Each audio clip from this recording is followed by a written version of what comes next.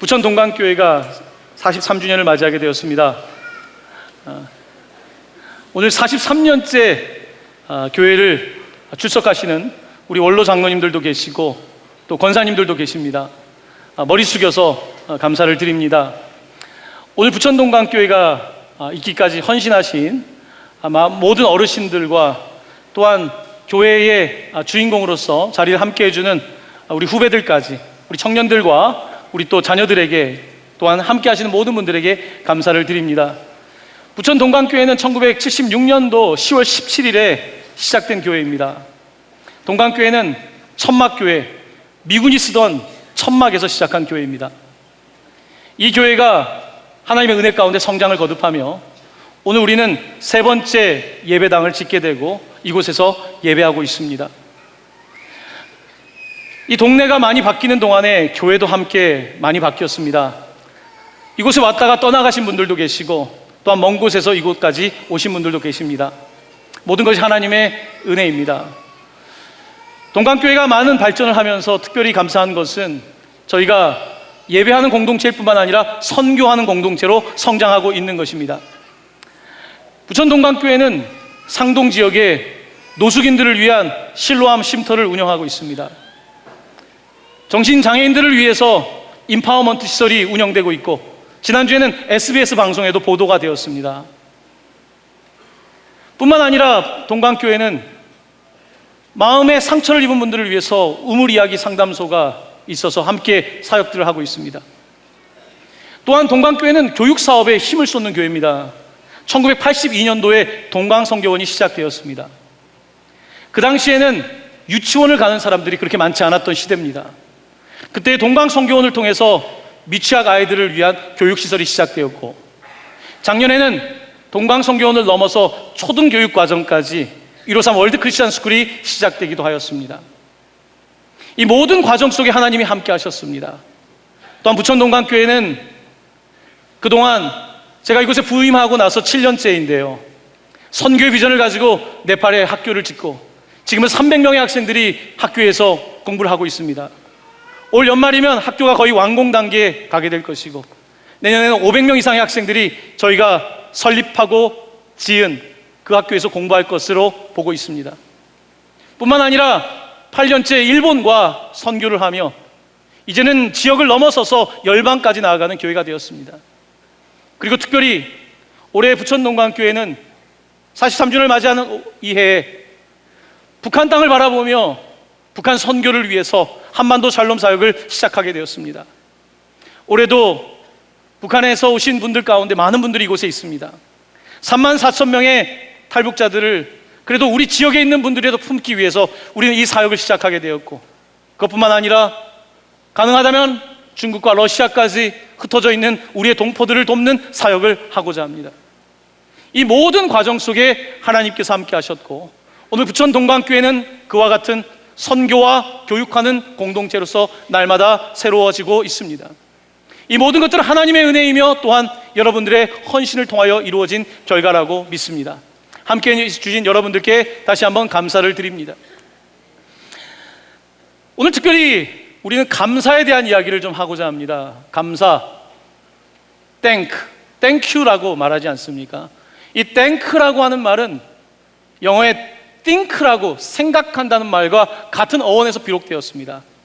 A와 I 글자 하나입니다. thank, 감사하기 위해서는 think 해야 되는 것입니다. 생각해보면 감사한 거예요. 분주하게 막 바쁘게 살다 보면 감사도 잊고 사는데 잠시 멈춰서 think 해보면 thank, 감사가 나오는 것입니다. 지금 함께 예배를 드리고 있는데 여러분과 함께 잠시 감사의 시간을 갖고자 합니다. 잠시 먼저 눈을 감아 주시겠습니까? 눈을 감고 잠시 여러분 생각을 해 보십시오. 내가 예수님을 처음 만난 날을 생각해 보십시오.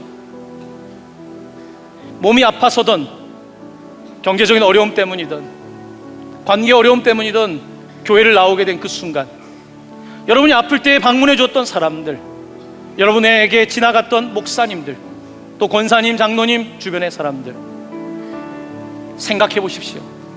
오늘 이 자리에 내가 똑똑하고 잘나서 있는 것이 아니라 하나님께서 함께 하셨기 때문입니다. 여러분, 잠시 1분 정도 시간을 드립니다. 세월을 길게 살아왔던 지금 젊은 나이든 돌아본 나를 생각하며 땡크, 감사하며 잠시 기도드리도록 하겠습니다. 하나님, 감사, 또 감사합니다. 생각해보니 모든 것이 하나님의 은혜입니다. 오늘 이 교회는 하나님께서 복 주신 교회입니다. 감사합니다. 목사로 만들어 주셔서 감사합니다. 가정을 주셔서 감사합니다. 함께하는 목회자들과 장로님들과 권사님, 집사님, 또한 이렇게 후배들과 함께하게 하시니 감사합니다. 모든 것이 하나님의 은혜입니다. 하나님 영광 받아 주시옵소서. 오늘 이 예배가 주님께 감사의 제사가 되기를 원하오니 우리 예배를 받아 주시옵소서. 하나님 아버지, 감사 또 감사합니다. 돌아보니, 잠시 생각해보니 하나님의 은혜 아닌 것이 없기에 감사를 드립니다. 창립 43주년을 맞아여 드리는 이 예배가 하나님을 기쁘시게 하는 감사의 제사가 되게 하여 주시옵소서. 우리 예배를 받아 주시옵소서. 예수님의 이름으로 기도드립니다. 아멘. 아멘. 여러분, 감사는 생각할 때 오는 거라고 말씀드렸습니다. 여기 바둑 두시는 분들 많이 계실 것 같은데 저는 바둑을 잘 두는 사람은 아닙니다. 근데 가끔 바둑을 볼 때가 있습니다. 바둑을 두는 것도 재미있지만 바둑이 끝난 다음이 재미있더라고요. 바둑을 다 두는 사람이 복기라는 것을 하더라고요. 어떻게 바둑을 두었는지 돌을 놓은 것을 바둑을 잘 두는 사람은 다 기억하더라고요. 자기가 둔 바둑 그대로 바둑알을 놓을 수 있더라고요. 여러분, 감사는 마치 바둑을 복기하는 것과 같습니다. 내 인생에 놓아졌던 그 돌, 그 어린 시절에 건널 수 없는 강이 있었는데 주님께서 놓아준 그 돌, 청소년기를 지날 때에 놓아졌던 그 돌, 청년기를, 결혼하고 신혼 때를, 지금까지 하나님께서 놓아주신 그 돌들을 생각해보면, 그 디딤돌들을 생각해보면 감사하지 않은 것이 없습니다. 우리는 무언가 복기를 해볼 때, 다시 과거를 생각하고 그 돌들을 따져볼 때에, 그때 우리는 기억, remember, 다시 기억하게 되고, 기억하게 될 때에 감사를 드리게 되는 것입니다. 과거의 삶들을 돌아보면 참 감사합니다. 저는 특별히 이번 최근에 몇 주 동안 참 감사한 마음으로 살았습니다. 그 감사를 준 한 가지의 사건이 있었습니다. 제가 이제 미국에서 유학을 하는 시절에 교회에서 사역을 했을 뿐만 아니라 공부도 했고, 또 상담소에서 아르바이트도 했고, 학교에서도 아르바이트를 하고, 가정의 생계를 책임지고 여러 가지 일을 해야 됐습니다. 그러는 중에 제가 번역 알바를 한 적이 있습니다. 당시에 저는 학문적인 것에 관심을 가졌고 학위를 쓰기 위해서 책을 많이 읽고 있었는데, 그때 우연히 2권의 책을 번역하게 되었어요. 그 2권의 책을 번역하는데, 이 2권의 책은 저에게 성경 전체를 이해하는데 아주 중요한 가이드가 된 신앙 서적입니다. 첫 번째 책은 고난에 관한 책이었고, 성경을 통해서 어떻게 사람의 고난을 이해할 것에 관한 책이었고, 두 번째 책은 바로 이 책입니다. 보혈 언약의 능력이라고 하는 언약, 카버넌트라고 하는 단어가 들어간 책인데요, 아주 쉬운 책은 아니지만 이 책을 읽으면서 구약과 신약 전체를 아우르고 있는 단어인 언약이라고 하는 단어에 대해서 제가 이해할 수 있게 되었습니다.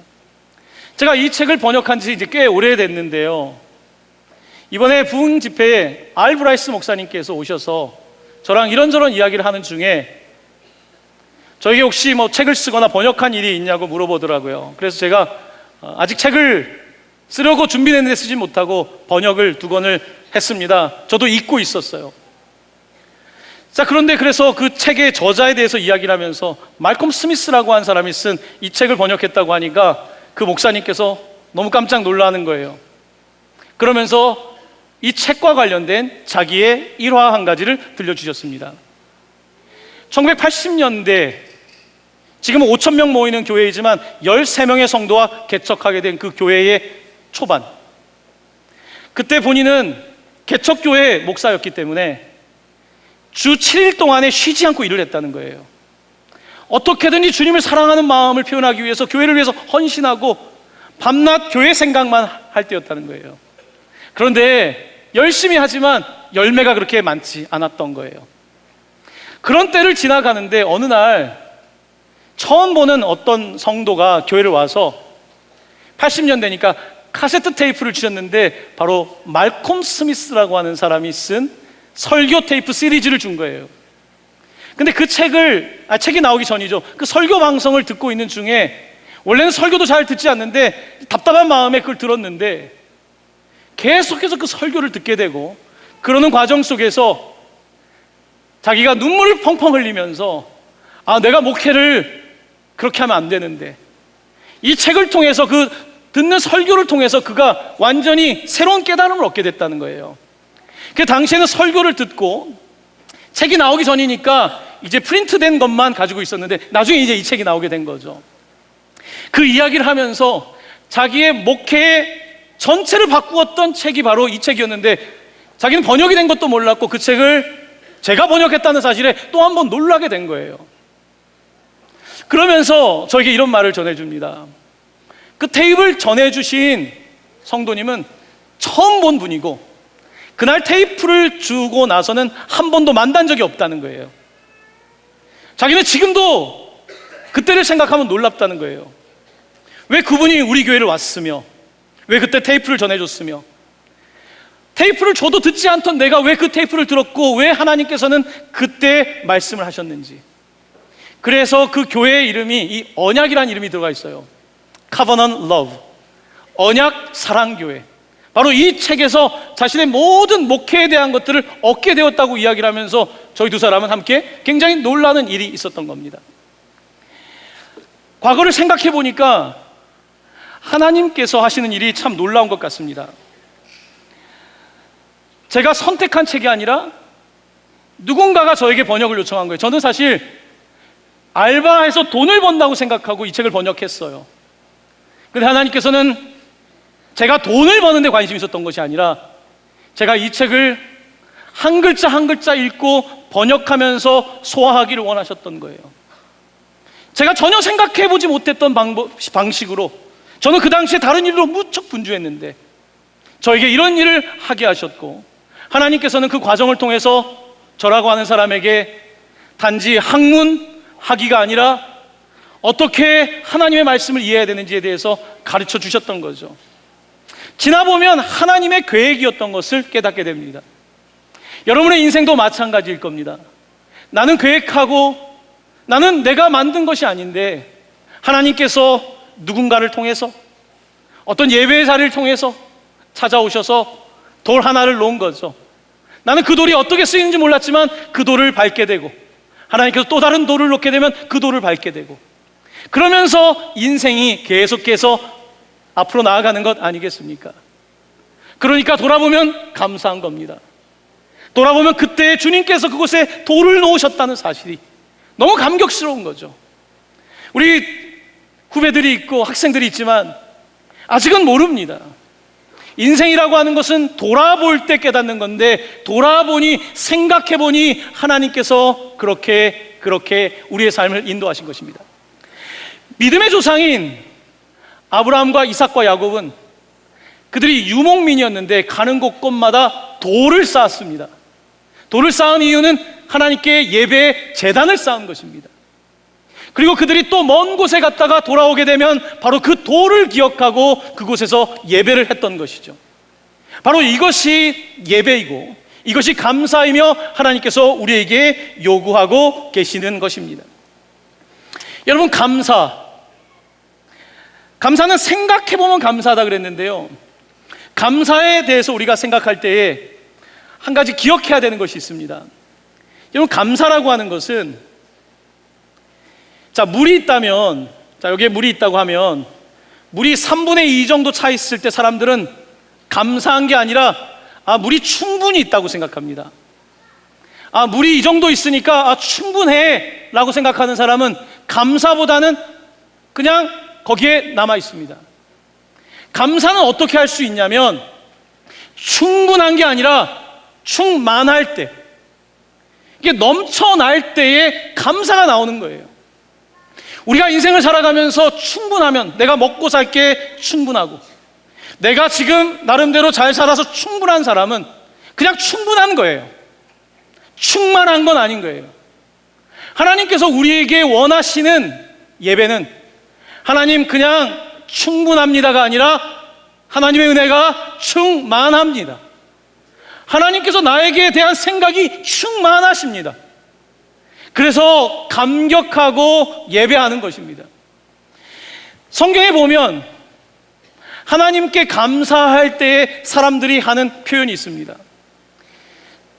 구약 성경은 히브리어로 되어 있고 신약 성경은 헬라어로 되어 있는데 대부분의 단어들은 다 그 나라 언어로 번역이 됩니다. 그런데 번역되지 않는, 전 세계에 번역되지 않는 히브리 단어가 있습니다. 그 단어가 뭐냐면 할렐루야입니다. 할렐루야. 할렐루야는 무슨 뜻일까요? 할렐루라는 말에다가 야라는 말이 같이 결합된 합성어인데요, 할렐루라고 하는 말은 Let us praise, 우리 하나님을 찬양합시다. Let us praise, 찬양합시다. 누구를 찬양합니까? 야훼, 여호와, 저호바, 하나님을 찬양합시다 해서 할렐루야가 되는 거예요. 성경에 보면 호흡이 있는 자마다 하나님을 찬양할지어다 라고 말씀하는데, 그리고 끝나면서 할렐루야, 할렐루야는 충분해서 나오는 게 아니에요. 하나님을 예배하는 할렐루야는 충만할 때에 할렐루야, 하나님을 찬양합니다, 우리 함께 찬양합시다라고 감격하며 나오는 것입니다. 우리가 때때로 예배할 때에, 여러분 일주일을 살면서 이런저런 일이 있으니까 우리가 사실은 한 주 사는 게 겨우겨우 살지 않습니까? 학교 겨우겨우 일어나서 가고 직장 생활하고 그냥 이렇게 사는 거잖아요.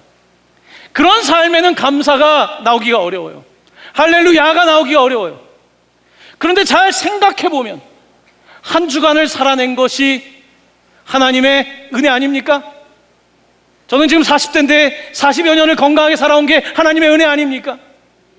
오늘 우리 교회가 43주년을 맞이한 것이 하나님의 은혜가 아닙니까? 충분한 게 아니라 하나님의 은혜가 충만하기 때문에 우리는 할렐루야, 하나님을 찬양합니다 라고 고백하는 것입니다. Let us praise, 하나님께 찬양합시다. 할렐루야. 그러면 성도들은 아멘, 아멘도 번역하지 않은 단어입니다. 이 단어는 무슨 뜻입니까? So be it, 네 그렇습니다, 그대로 될 줄로 믿습니다. 바로 이게 아멘입니다. 하나님을 찬양할 때, 충만할 때, 그것에 대하여 우리가 아멘으로 화답할 때에 우리의 삶에는 감사가 넘쳐나게 되는 것입니다. 오늘 말씀을 통하여서 우리 감사에 대해서 조금 더 본문을 좀 공부해 보기를 원합니다. 우리 학생들도 좀 준비가 되었습니까? 여러분, 성경에 오늘 말씀에 17장 11절 말씀을 한번 보시길 바랍니다. 11절은 여러분 생각보다 중요한 구절입니다. 한번 같이 읽어볼까요? 시작. 예수께서 예루살렘으로 가실 때에 사마리아와 갈릴리 사이로 지나가시더라. 자, 예수님께서 지금 어디를 지나가고 계십니까? 사마리아와 갈릴리 사이. 여러분들은 괴한동, 소사동 이 동네가 좋아서 사십니까? 나 이 동네가 너무 좋다. 여러분, 강남에 살 수 있으면 강남에 살고 싶지 않으세요? 맞아요? 아니에요? 난 괴한동이 너무 좋다. 한번 손 들어 보실래요? 나는 괴한동이 너무 사랑스럽다. 자, 손 내리시고, 나는 그래도 강남 한번 가 살아보고 싶다. 한번 손 들어 보세요. 우리 성도님들은 너무 착하세요. 괴한동을 너무 사랑하세요. 자, 제가 왜 이 말씀을 묻냐면, 오늘 예수님이 지나가는 곳은 갈릴리와 사마리아 사이입니다. 갈릴리와 사마리아 사이는 사람들이 살기를 좋아하는 동네가 아닙니다. 서울이 아니에요. 경기도라고 볼 수도 없어요. 아주 어정쩡한 곳에 마을이 구성된 겁니다. 이런 마을에는 괜찮은 사람들이 살기보다는 갈 데가 없는 사람들이 많이 삽니다. 이 어정쩡한 갈릴리와 사마리아 사이에 어정쩡하지도 못한 사람들이 살고 있었습니다. 그들은 누구였을까요? 나병 환자입니다. 한센병입니다. 지금은 예전에 문둥병이라고 불렸던 이 한센병을 찾기가 어렵지만 이 병은 어떤 병입니까? 피부병입니다. 몸에 진물이 나고 사람들이 보면 진물이 나기 때문에 너무너무 무섭고 전염될 것 같은 질병입니다. 이 질병을 앓고 있는 사람은 예루살렘 같은 데 살 수가 없습니다. 갈릴리에도 살 수 없습니다. 갈릴리와 사마리아 사이에 어정쩡한 데 살게 됩니다. 이 사람들이 이곳에 살고 있는데 간혹가다 지나가는 사람들이 있으면 당시의 사람들은 어떻게 해야 되냐면 다른 사람에게 전염병을 옮길 수 있기 때문에 항상 입을 막아야 됐습니다. 부정하다, 부정하다, 부정하다, unclean, unclean 이렇게 외쳤어야 됐어요. 남들이 알아볼 수 있도록 특별한 옷을 입고 있어야 됐고요. 심지어 어떤 마을에서는 사람들이 지나갈 때 나병 환자는 종을 쳐야 됐습니다. 나 나병 환자입니다. 이 어정쩡한 마을에 어정쩡하지도 못한 나병 환자들이 살고 있었습니다. 이 마을을 예수님께서 지나가고 계셨습니다. 예수님께서 이 마을을 지나가실 때 사람들은 외칩니다. 예수 선생님이여 우리를 불쌍히 여기소서, 우리를 고쳐달라고 외칩니다. 그때 예수님께서는 그들에게 이렇게 말씀하십니다. 여러분 14절 말씀 보실까요? 14절 말씀 우리 함께 봉독합니다. 시작. 보시고 이르시되 가서 제사장들에게 너희 몸을 보이라 하셨더니 그들이 가다가 깨끗함을 받은지라. 아멘. 자, 뭘 어떻게 하라고 그랬습니까? 제사장들에게 보이라고 한 거예요. 자, 여기서 제사장에게 보이라고 하는 뜻은 요즘 말로 따지면 의사한테 가라는 겁니다. 당시에 제사장이 의사 역할을 했기 때문에 이 병이 나섰는지 안 나섰는지를 의사가 결정하는 거예요. 그래서 제사장에게 가서 보여줘라. 그 말은 너희들이 나을 거라는 건데 이들이 가다가 실제로 병이 나섰습니다. 실제로 병이 나섰는데 자, 그 다음 본문을 보십시오. 그 다음에 16절, 15절 말씀입니다. 우리 15절 말씀 한 목소리로 같이 봉독할까요? 시작.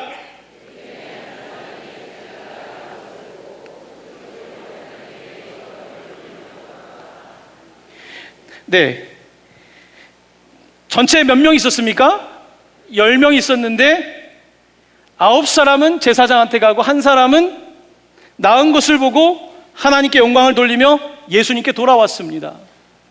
자, 여기에서 저희들이 보통 이 본문을 읽을 때 그냥 한 명은 감사했나 보다라고 생각하는데 여러분 이 본문은 그렇게 단순하지 않습니다. 지금 9명은 유대인입니다. 유대인은 제사장에게 가서 자기의 몸을 보여주고 나섰다는 징표를 받을 수 있습니다. 하지만 사마리아 사람은 제사장에게 갈 수가 없는 사람입니다. 이 9사람은 자기들끼리 친구예요. 유대인입니다. 하지만 이 한 사람은 누구냐면 유대인이 아니라 사마리아 사람입니다. 여러분 16절 말씀을 함께 보십시오. 16절 말씀 함께 봉독합니다. 예수의 발 아래에 엎드려 감사하니 그는 사마리아 사람이라. 이 사람은 지금 갈 데가 없습니다. 나머지 9사람은 제사장에게 갈 수 있는 유대인들인데 이 한 사람은 몸이 나았지만 제사장에게 갈 수 없는 사람입니다. 성경은 우리에게 흥미로운 말씀을 하고 있습니다.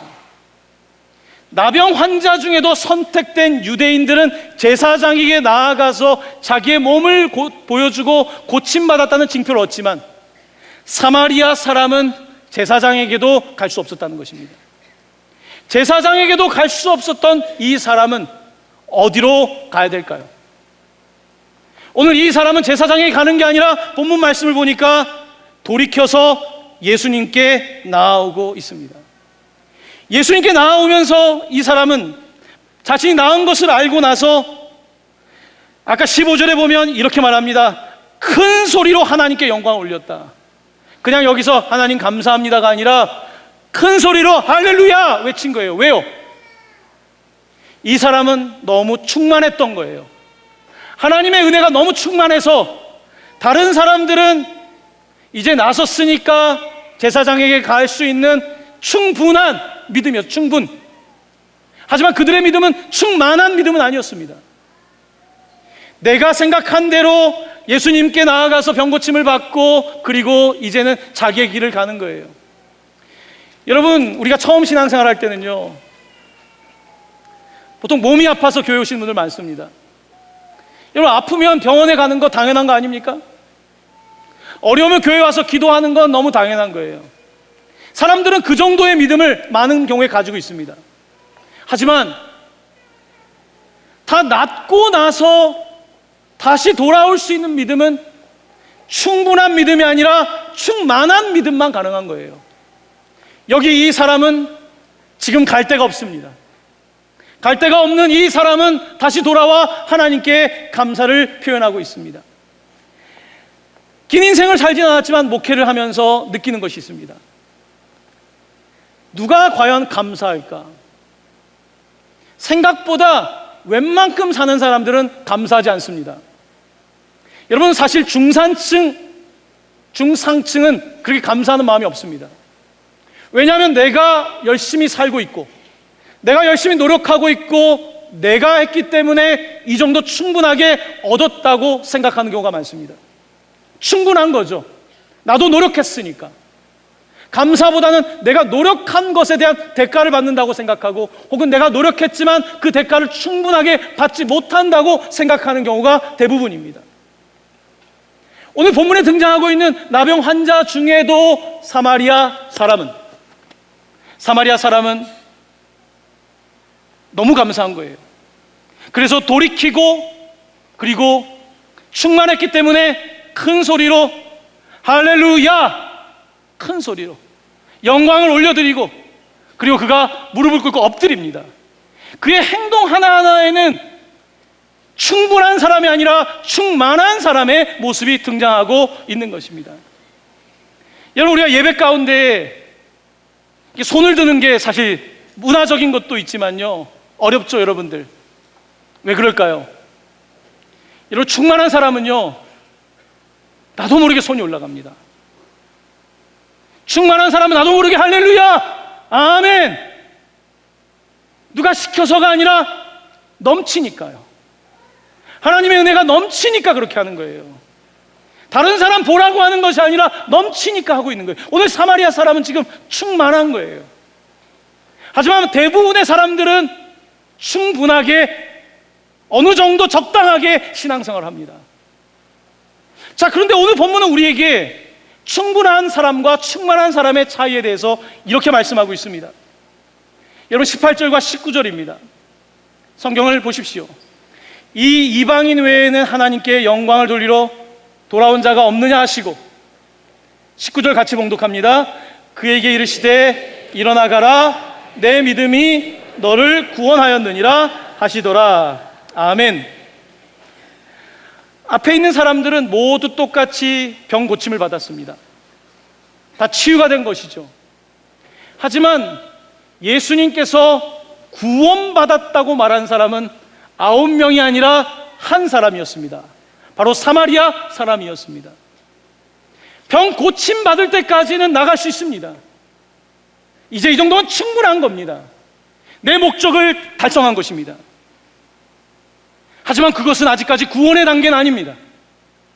오늘 예수님께서는 사마리아 사람에게 말씀하십니다. 너의 믿음이 구원을 가져다 주었다. 내 믿음이 너를 구원하였다. 너의 믿음이 너를 치유한 것이 아니라 너의 믿음이 치유를 넘어서 구원했다. 너를 온전하게 만든다라고 말씀하고 있는 것입니다. 우리는 살아가면서 10사람 중에 90%의 사람이 되기가 참 쉽습니다. 사람들 눈치 보면서 같이 그냥 어울리는 거죠. 그냥 이렇게 저렇게 살아가는 거죠. 뭐 이게 인생이지 하고 삽니다. 하지만 성경은 우리에게 10명 중에 한 사람, 10%의 사람은 가던 길을 돌이켜서 너무 감사해서 나 같은 사마리아 나병 환자를 고치신 은혜가 감사해서 큰 소리로 할렐루야를 외치고 다시 돌아와서 엎드리며 감사하고 있는 그의 모습을 보여주며 사마리아 사람이지만 바로 그 사람의 믿음이 그 사람을 구원했다라고 말씀하고 있는 것을 보게 됩니다. 사랑하는 성도 여러분, 여러분의 요즘의 믿음 생활은 어떻습니까? 그냥 충분합니까? 그냥 천국 가기에 충분합니까? 그냥 나쁘지 않습니까? 뭐 인생이 그런 겁니까? 성경은 우리에게 한 번도 예수 믿을 때 그저 충분한 삶을 산다고 말씀하지 않습니다. 예수를 믿는다는 것은 충분한 것이 아니라 어떤 걸까요? 충만한 것입니다. 충만한 것입니다. 말할 수 없는 그 넘침의 은혜가 우리 가운데 있는 것입니다. 43주년 기념 예배를 드리며 오늘 우리는 잠시 멈춰 생각해 봅니다. 사마리아 사람처럼 우리가 가난하고 힘들었을 때에 여기서 어정쩡한 동네에서 외쳤던 사람들이 있습니다. 어쩌면 이곳은 서울과 인천 사이에 있는 이 작은 마을에 오늘 본문에 등장하는 사람들처럼 그저 주님 도와주십시오, 주님 제게 도움을 주십시오, 나는 충분한 사람이 아닙니다, 나는 스펙도 부족하고 나는 부모님이 주는 것도 별로 없고 나는 충분한 사람이 아니지만 충분하지 않기 때문에 주님의 충만하심이 내게 있습니다 라고 고백하는 삶이 오늘 우리 부천동강교회 43년을 만들었다고 저는 개인적으로 믿습니다. 우리 교회가 웬만한 사람들이 모인 충분한 교회였다면 오늘의 이 놀라운 기적을 이룰 수는 없었을 것입니다. 교회는 웬만큼 잘 사는 사람들이 모여서 만드는 충분한 교회가 아니라 우리의 조건과 상관없이 일하시는 충만한 성령이 오실 때에 일하시는 하나님의 교회인 것입니다. 저는 우리 부천동강교회가 충만한 교회가 되기를 원합니다. 넘치는 교회가 되기를 원합니다. 성도들의 삶이 적당한 삶이 아니라 넘치는 은혜로 할렐루야! 하나님을 향하여 할렐루야! 정말로 그분을 향하여 찬양을 외치고 그 감사 가운데에 살아갈 때에 감사하니까 또 감사하게 되고 잘 되니까 더 잘 되게 되는 하나님의 영적인 원리가 여러분의 삶과 가정과 교회를 통하여 실현되어지기를 우리 주 예수 그리스도의 이름으로 간절히 축원합니다. 아멘. 아멘.